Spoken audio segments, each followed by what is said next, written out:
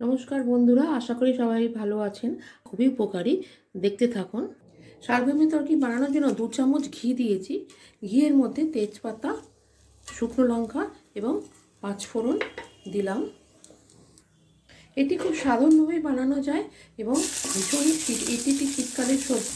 এবারে দেব আদা, রসুন এবং কাঁচা লঙ্কা দিয়ে এটাকে আমি একটু নেড়ে নেব।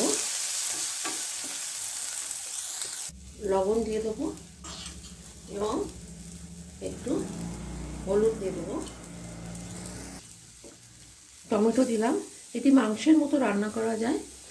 রেসিপিটি ভালো লাগলে লাইক করবেন, শেয়ার করবেন, সাবস্ক্রাইব করে দেবেন। এবারে আমি কড়াইশুঁটিটা দিলাম। কড়াইশুঁটিটা আমি একটু জলে ভাপিয়ে রেখেছি। এবারে আমি একটু আলু দিলাম এবং শালগমগুলোকে আমি একটু গরম জলে ভাপিয়ে রেখেছি। একটু লাল লঙ্কা দিলাম এবং মশলাটা যেখানে পেস্ট করেছিলাম সেই জলটা দিয়ে দিলাম। গম বা ওলকপির তরকারি আমার তৈরি। লাস্টে আমি ঘি ছড়িয়ে দিলাম। ঘি এতে ভীষণ ভালো হয়।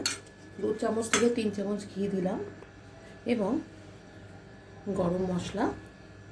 আপনারা অবশ্যই লিখে জানাবেন। আমাদের ভালো লাগে